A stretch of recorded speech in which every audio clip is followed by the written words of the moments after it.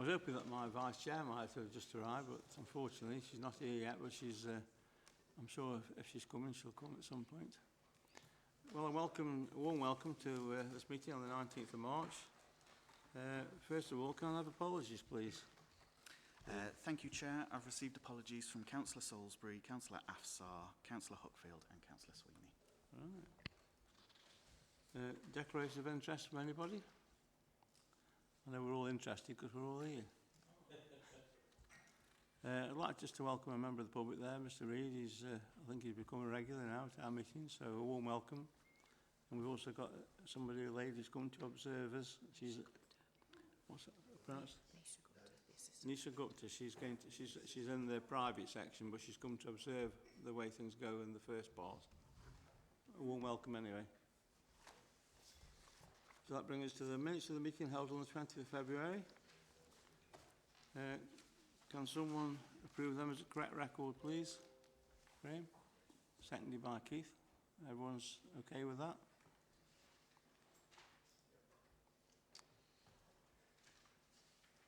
Right, that brings us to the important parts now. Agenda item 4, the external audit situation, outstanding accounts, future arrangements, consultation. That's over to Rachel Spain. Rachel, it's all yours. Thank you. Good morning, everyone. So I'm just proposing to give a short update on the current situation with external audit, just picking up on a few points that Hassan mentioned at the last committee meeting, and just to clarify the situation regarding a couple of consultations. So we have had a consultation which was issued by DLUC and other bodies at the same time. That closed at the beginning of March, so that consultation has taken place and has happened, and we're waiting for the outcome of that to be published. The proposal is that there are 3 phases to address the audit backlog nationally. So phase 1 is a reset phase where outstanding audits up to the financial year 22-23 are addressed.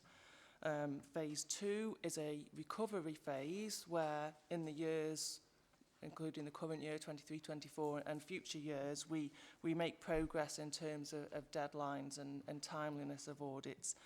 Phase 3 is reform, where there are some changes to address the systemic challenges in the local audit system. And those sort of phases would obviously happen in chronological order. So phase 1 is reset, and that includes some backstop dates. So for the County Council, we've recently signed off the 2021 accounts, but obviously we have draft accounts still for the years 21-22 and 22-23.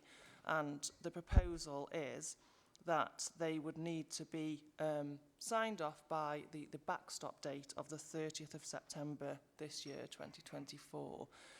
And the means by which they would be signed off, because there isn't time between now and the 30th of September for a full audit to take place for both of those years. So the proposal is that there would be modified or disclaimer opinions issued by EY, who are the auditors for those financial years. And that was confirmed by Hassan at the last committee meeting. He said the intention is to issue those disclaimer opinions.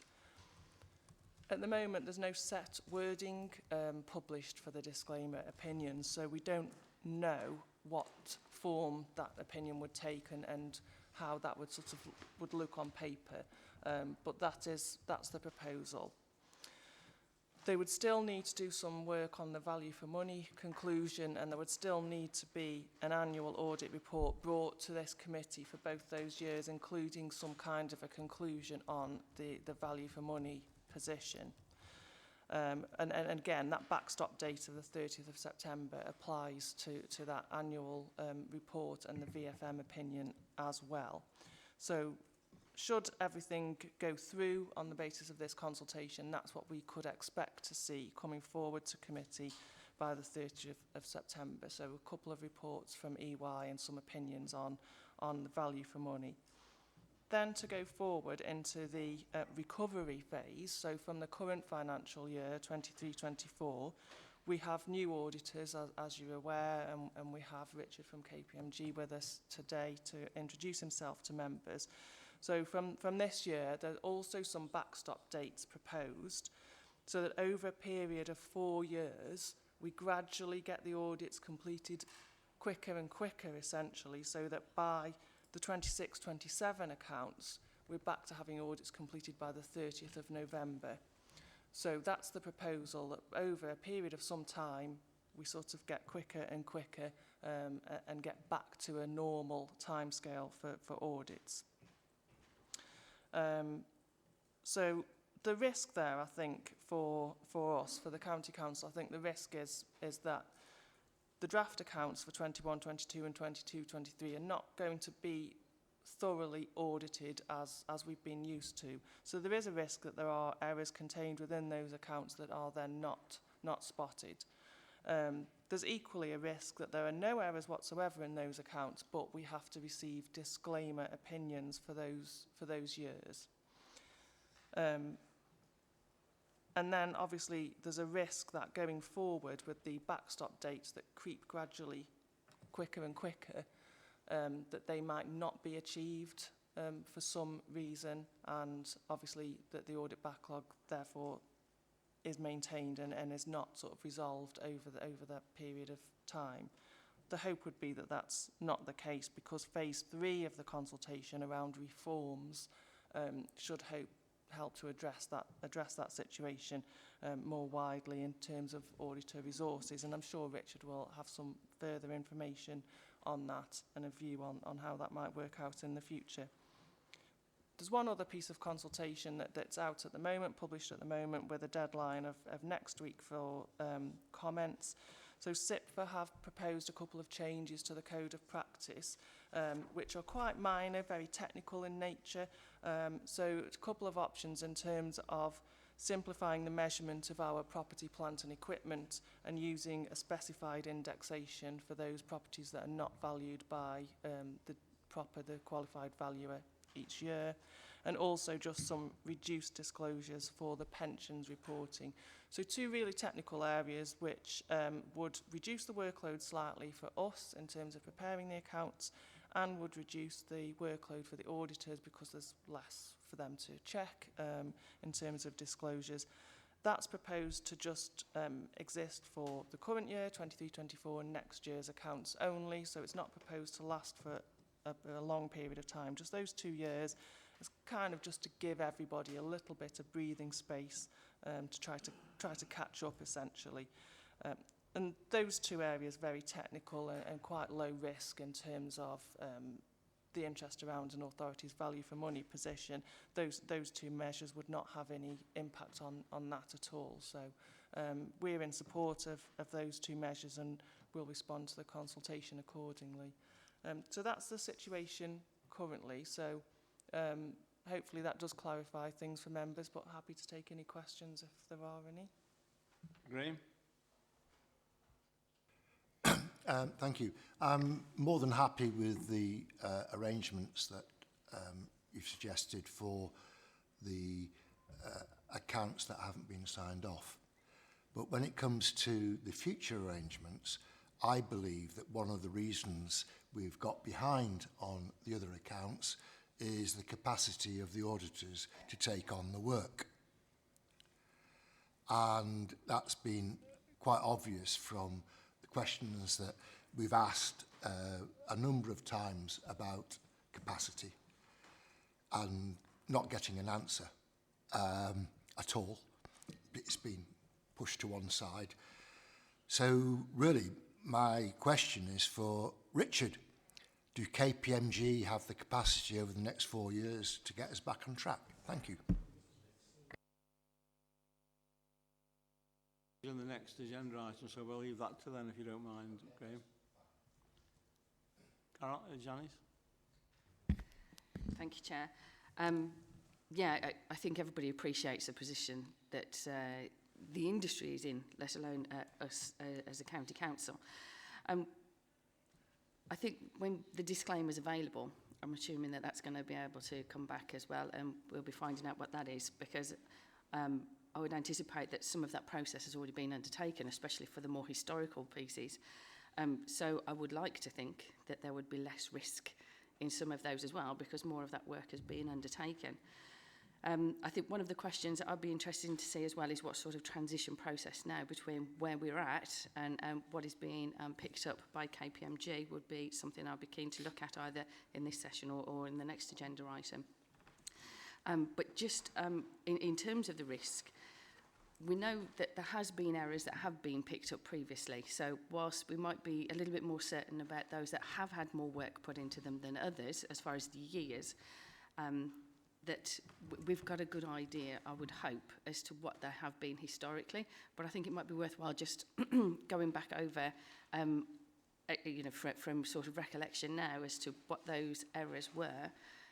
Because I think that some of them did go back into the property side of things and the asset values, which is what SIPFA, as I understand it, you've just mentioned, are looking at making those changes onto government practice. So how we can try and cover that in the best way that we can, knowing that we're also in a position whereby we've got a set period of time that we do need to try and catch up. So we're being able to deliver that that certainty as much as what we can for the forthcoming years.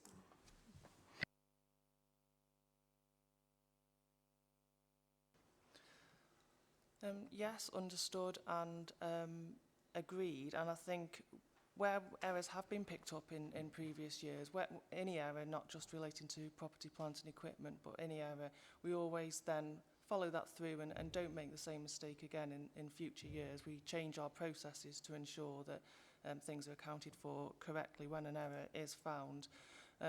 The area of fixed assets and the valuations has been an area of intense audit scrutiny in recent years, and also some technical changes, for example, the infrastructure issue, which sort of held us up for 2021. So the changes to the infrastructure assets, they have been carried forward into the next few years, but appreciate the comment and we'll bear that in mind. Thank you. Just to add a little bit to that, EY never ever met with us, didn't do a lot that we asked, but straight away already the chair and myself has met with Richard. We've been introduced to some of the team, they've given us a clear pathway. I think it will go smooth, is my personal opinion. I think we've got a very unsavoury situation we're faced with, but unfortunately it is where we are. And so I think we need to move on now. And like I say, I think we'll move on to the next agenda item. And over to you, Richard. And then what? The next agenda. Oh, did you want to say something, Keith? I'm blocking you. I told you, keep quiet today. Go on, Keith. Sorry. Thank you, Chair. Yeah, I don't know. I have done. Yeah, I mean, for me, I think I'm a little disappointed in the fact that it's going to take us 3 years to get everything level on the level cricket pitch again, which I'm slightly concerned about. Obviously, as I say, I think the capacity issue is something that might be more realistic we can come on to. But for myself personally, I was hoping that we would be able to do it slightly quicker than that, I must say. With regard to the disclaimers on the 2 years of accounts 21-22 and 22-23, does that change our legal basis on which the audits are being done and our responsibilities towards having to do that audit and to the standards that are required? So that's number one. And then you mentioned the fact that we're going through the 3 phases. One thing I would assume is that the reform phase is something that we are currently doing, if that makes sense, for the 23-24 accounts. If not, I don't quite understand why not, if those alterations have already occurring and therefore they should be applicable for the current financial year. Do those 2 questions make sense? Thank you. So I'll start with the first question. So the disclaimer, there's going to be, should the consultation be accepted and the proposal be accepted, there will be a change in legislation just to allow these disclaimer opinions to be officially recognised, and the Director of Finance would still be able to sign off the accounts and certify that, in his opinion, they demonstrate a true and fair view of the financial situation of the County Council. So that won't change, and so whatever the wording is of the disclaimer opinions, they'll still be brought towards, to the committee for approval from members, but they will have the same legal standing as a non-qualified opinion. Qualified opinions can still be issued during this period, so if an auditor was to find something fundamental with an authority's accounts, they can still issue a qualified opinion if they choose to. Question 2 about the reform phase. This is intended to address some of the capacity issues in audit firms that have been mentioned. So I think Richard probably has a better idea than I do about what's happening regarding auditor capacity currently. But the idea of this phase 3 is that it's addressed nationally, so it's something that the PSAA is taking the lead on in terms of working with the audit firms on how to address the capacity issues. And I think, again, Richard will have a view, but in terms of training new recruits up to be auditors, that can take a year or a couple of years. So I think that's why it might take a little bit of time to get new recruits in and up to speed. Does it relate to 23-24 is part of the recovery phase, but the reform phase is overarching, so it does cut across all years. Yeah. Right, we will move on to you now, Richard. It's your turn. Thank you. So Introduce yourself. I've managed to get my mic on, which is the first hurdle cleared. So my name's Richard Lee. I'm a director at KPMG. I'm delighted to be here at my first committee, my first face-to-face committee actually returning to local government after a period away. So as I said, I'm a director. I will be responsible for the audit of both the County Council's accounts and also the pension fund's accounts going forward from this point. So a bit of background, I've worked at KPMG now for 20 years. Throughout that time, local government was really very much the foundation of the work that we did for many years. I was brought up working in local authorities. I'm CIPFA qualified, and that's the case for many of the team as well that I work with. So from an experience perspective, it's great to be back and working in this environment. Supporting me on the team will be a number of qualified accountants as well. So Rachel and Internal Audit will have met with a number of those already. And again, in terms of experience, we've got the right team. So as I said, we're delighted to be back working in this market. The last time we did local authority accounts was the 17-18 year. We've had a period away, and obviously things have changed significantly during that time. But we're really pleased to be back. And from a kind of delivery perspective, local government forms a really important part of our business. So we are a public sector audit function. I'm based in Manchester, but the North practice spans Manchester, Leeds, Liverpool, all the way up to Scotland. And we audit health trusts, the ICBs, housing associations and housing groups, education bodies, so colleges, universities, and we do quite a significant chunk of National Audit Office, central government work as well. So during the last few years, the bit that's really been missing in terms of that public sector practice has been local government. So from our perspective, it was a really important decision for us to make sure that we're back in this market. However, to address Councillor's point in terms of capacity, clearly to enable us to return to the market, we've had to make sure that we do have the right capacity. So during the intervening period, we've made some business decisions to exit work, to make sure that we have the right people in the right place at the right time. And the decision to re-enter the market has been scrutinised significantly right the way up the business within KPMG to make sure that we are equipped to make sure that we can deliver to the new timetables. And through the procurement process that was run by PSAA, that was very much an important thread that we had to demonstrate in terms of being able to make sure that that we had the capacity to deliver. And it's not just about having auditors available. For me, it's very much around making sure that we've got continuity within our audit team so that they can build relationships with your team, and to make sure that, you know, as we kind of work through the next few years, that our team can learn that from you, learn about your organisation, and then make sure that we can, you know, use that experience to make sure that the audits run as smoothly as possible. And, you know, rewinding a few years, we were in a position where we were signing off the vast majority of our audits by the end of July. So clearly that's, you know, we've an aspiration, maybe not to return quite to that, those levels of stresses, but and that very early deadline, but, you know, to make sure that we get back on track in terms of a delivery timetable. So our responsibilities in terms of what we're going to be signing off, we'll sign off the financial statements of the authority once all of that work is complete, and we'll also be responsible for issuing a full scope value for money commentary. It's not a conclusion anymore, it's a commentary under the latest version of the standards, and that covers our the arrangements around financial sustainability, around governance at the authority, and also the final domains called the 3E, so economy, efficiency, effectiveness in the use of resources.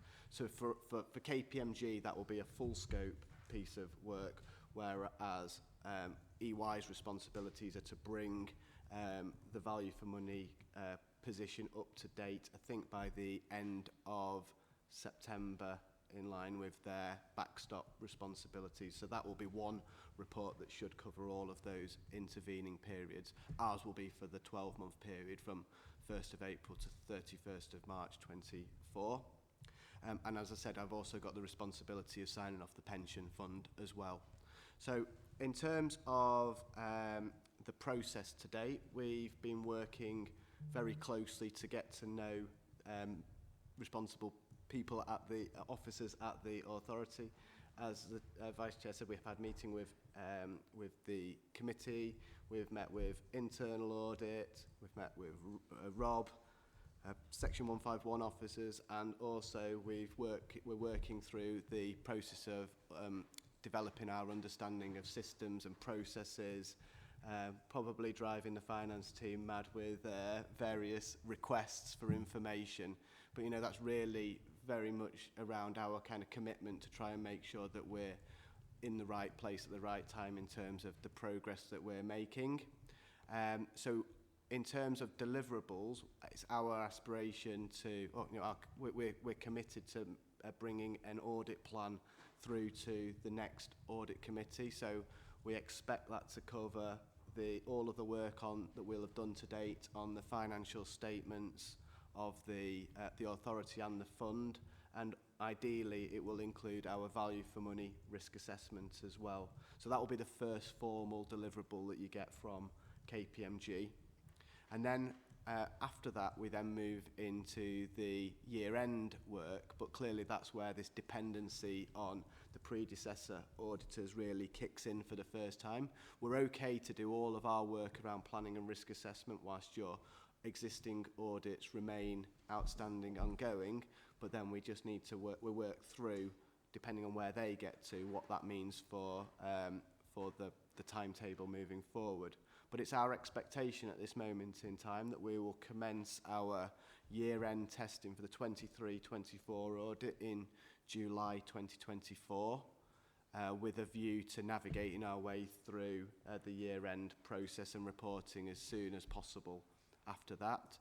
One of the points around the consultation is how that backstop date is implemented, and from a KPMG perspective and a risk perspective, we just need to make sure that we are comfortable potentially starting our year-end work whilst EY's previous work remains outstanding, but I think we're confident that we can commence that year-end testing, and that will be of the full audit. So it will be our expectations that management support the draft financial statements that will be presented to you with detailed working papers. We'll issue what we call prepared by management lists, where we expect management to provide us evidence to support transactions through the period and explanations, not only from a financial statements perspective, but also from a value for money perspective, if there's anything that comes to light between the risk assessment work that we'll have done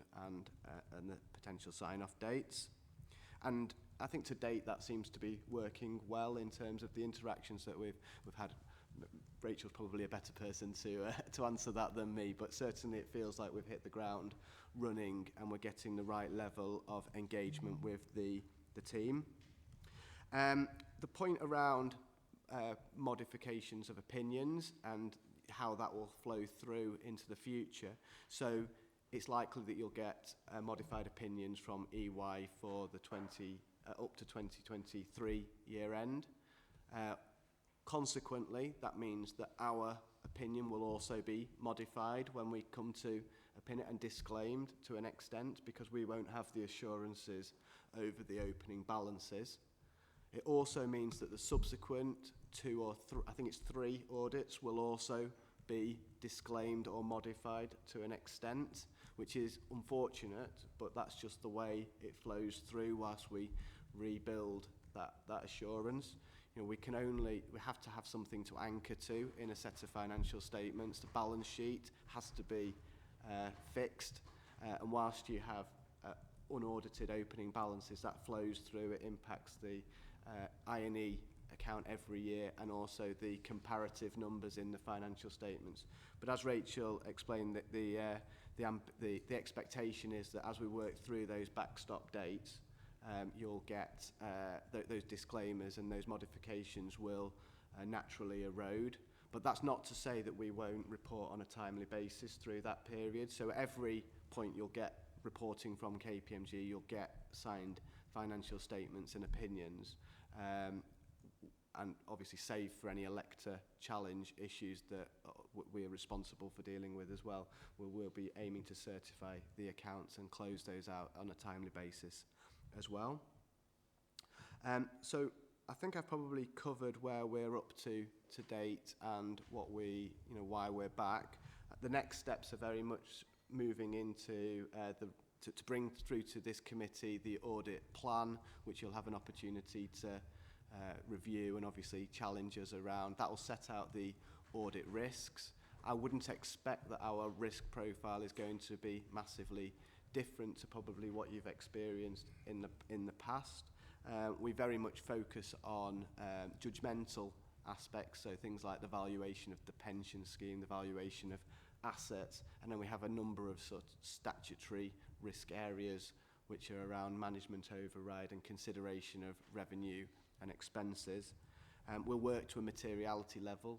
We already know that we expect that to be in the region of, our headline materiality level will be in the region of 25 million for the authority, about 66 million for the pension fund, but we'll work to much lower levels of materiality in terms of execution. But this will all be set out in the audit plan for you to scrutinise.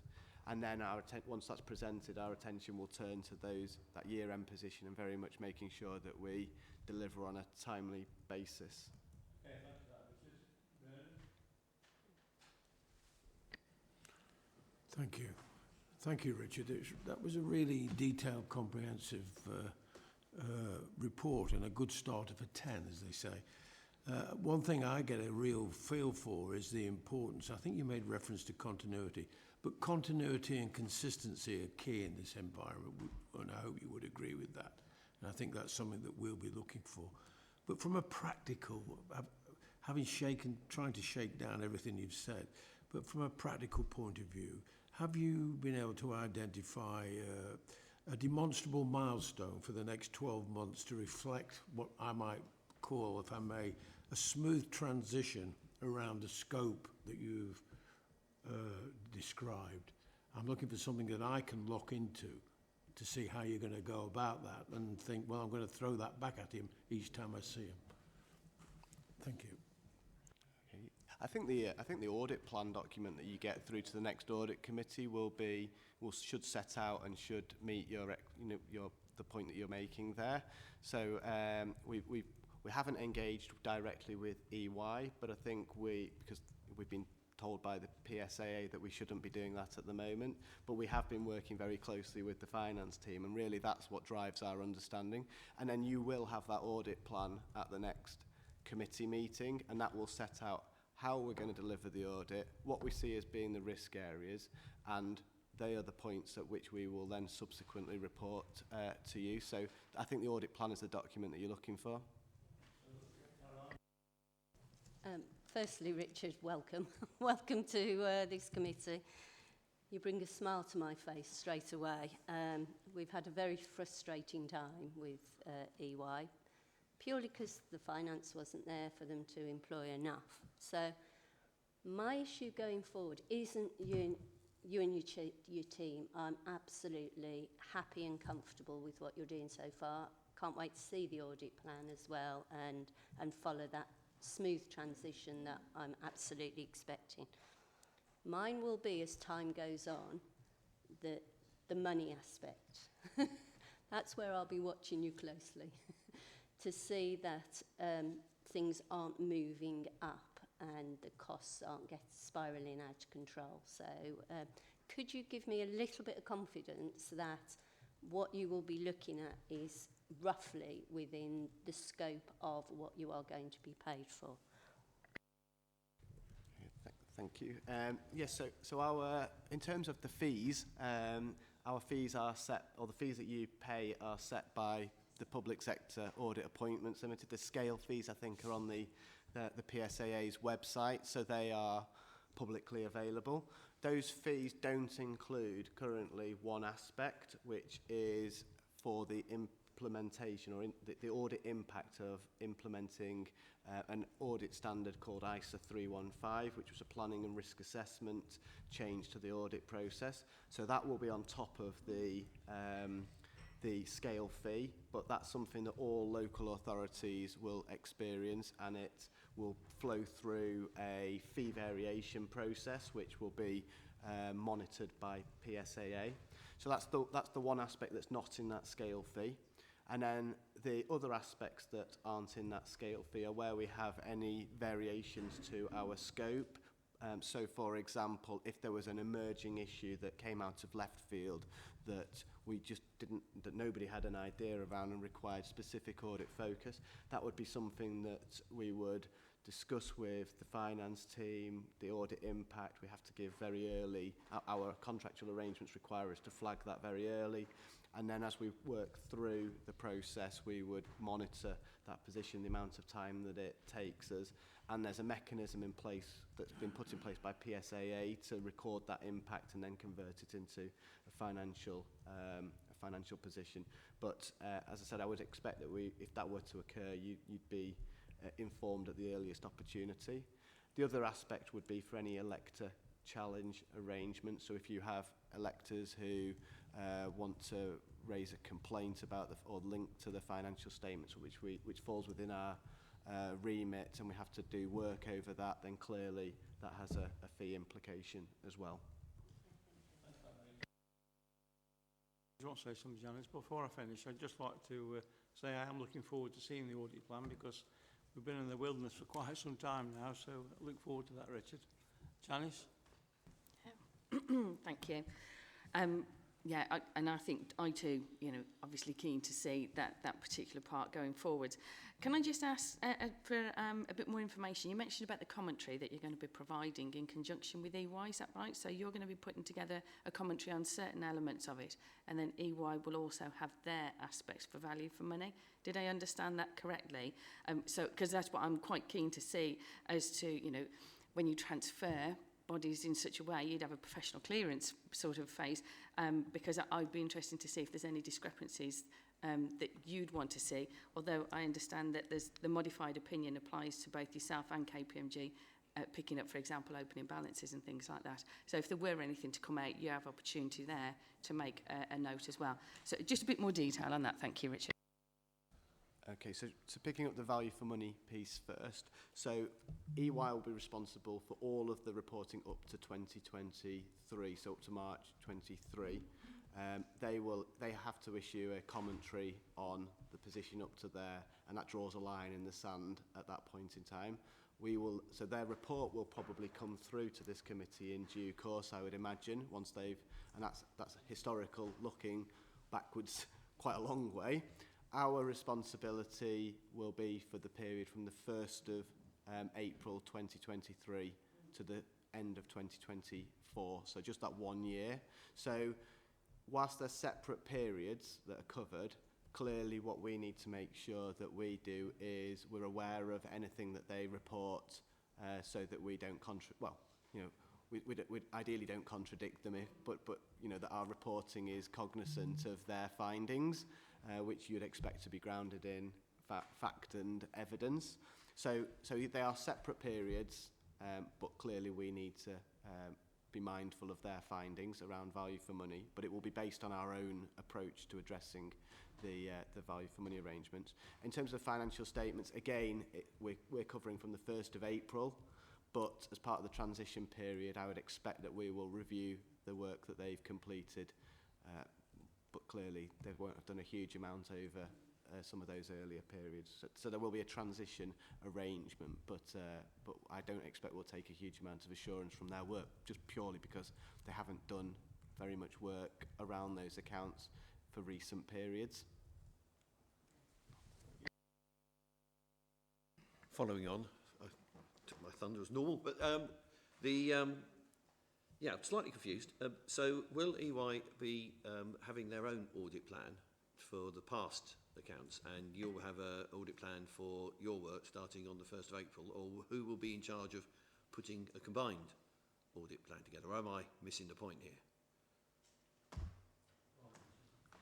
So EY, I think, EY are basically drawing a line in the sand at the end of September to cover the work up to end of March 2023. So I don't know whether they presented an audit plan or what came through for those committees.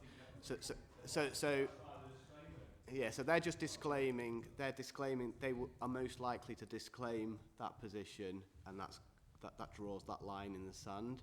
The audit plan that you'll receive for us is as if it were business as usual for the 1st of April 2023 through to 31st of March 24 year. And the reporting that we issue is at the right time. You know, if we were in any normal year, we would expect to be issuing our audit plans around this time for a March year end. So you mentioned it already in terms of any alterations and things that they might conclude within their two sets of accounts that have got to come back to, I assume they've got to come back to this committee for final sign-off. I just wondered, will that impact on your audit plan if they haven't quite done what they said they were going to do at certain times? Is that included within your work that you have to do to be able to then give us an audit plan yourself? And in terms of value for money and all these other things that we've been talking about, will their work have that much impact or not? I know that's what the disclaimers are for, but it just seems a little bit awkward still. I don't know, but anyway, still a bit uneasy. No, you're absolutely right. It is unusual, unprecedented. Let's say. Yeah. So yes, absolutely. In an ordinary situation, it does impact our opening balances work. You know, that if you work through some of the proposals, what they've talked about is a phasing. We simply can't audit the opening position and the closing position all in one go. The amount of effort that would be required, because it's not just the opening position, it's the opening position, and actually the opening position. So the disclaimer basically enables us to move forwards. We will anchor to certain things in your accounts that we can. So, for example, we'll be able to write to the banks or funders and say what was the position, not only at the year end, but also at the beginning of the year. So that'll allow, over time, we will do a range of procedures to rebuild the anchor points within your financial statements. But it is unusual, it is unprecedented. What you'll get from us is an opinion that covers your accounts up to the end of March 2024. But as I said, it will be disclaimed in certain aspects. But you'll move forwards with timely audit being delivered at the right, per a traditional cycle. No, Keith. leave it, Keith. Caroline's coming back Let me to you. try and explain it in very simple terms. At our last meeting, if you remember, I asked which route EY was going to go down, and they said the disclaimer. That means they don't do the work. So our own internal audit have done the work, but it's not double checked, so that's why it's called a disclaimer. Yeah. So we can draw a line on that 2024 and let them start. Yeah. September 30th, so it's still part of this committee's remit until that date. Yes. That's the point I'm trying to make. Still a disclaimer. So there still needs to be some input from the committee in terms of its timetable. Committee, and, yes. And obviously that's extra work for the committee to some extent in the fact that we've had 8 meetings this year when we normally only have 6. So, you Well, know, that's not a big deal. You know, but To Yes, thank you agenda for your item 6. Review of the effectiveness of the audit committee standards. So with you, Lisa. Thank you. Thank you, Chairman. So the paper before you is really following on from all the work that we've done in relation to reviewing the effectiveness of the Audit and Standards Committee. So this is the proposed training schedule which is being produced as a result of the assessments and the information that members requested to be included.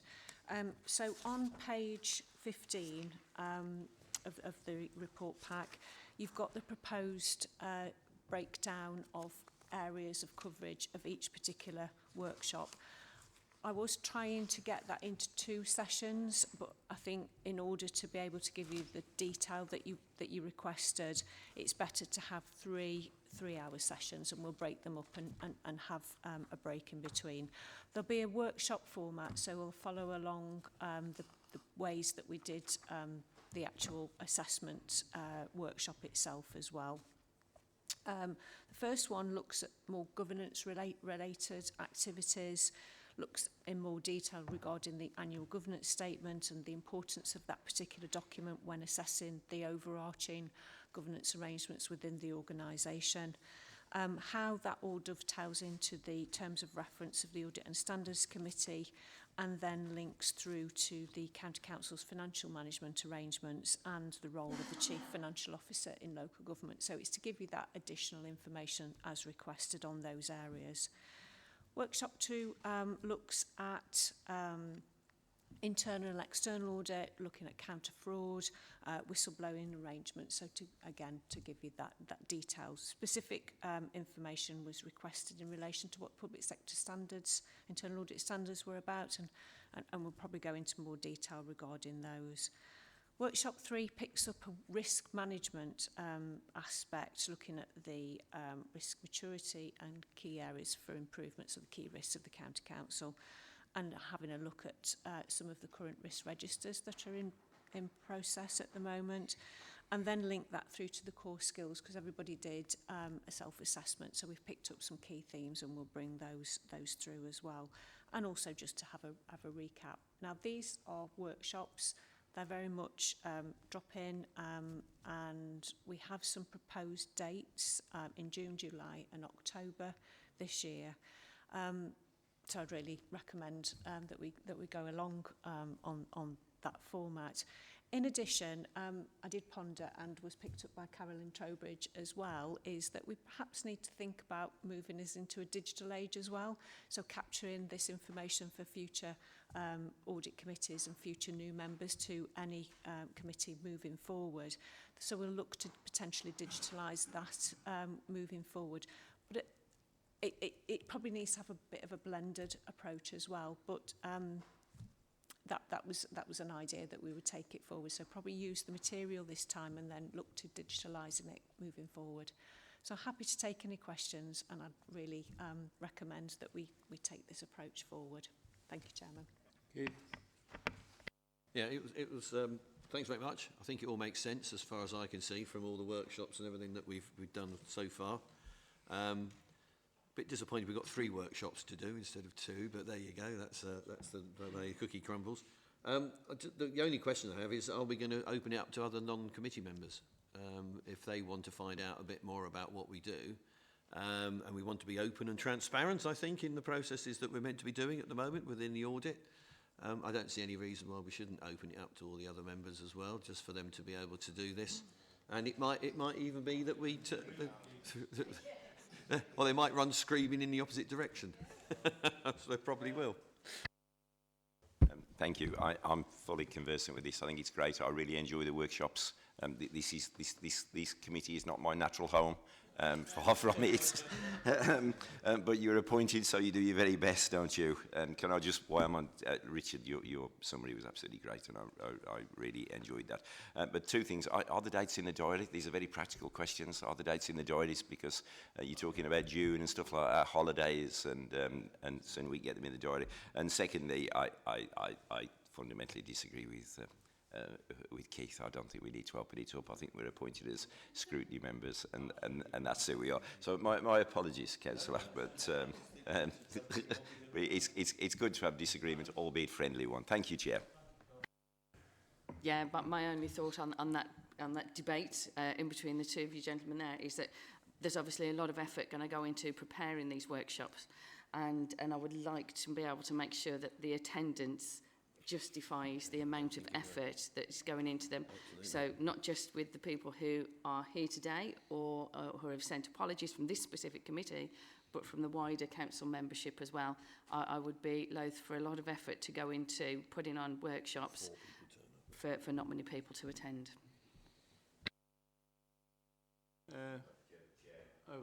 Graham. Can I just say that the workshop should be commensurate with the skill level of the people attending.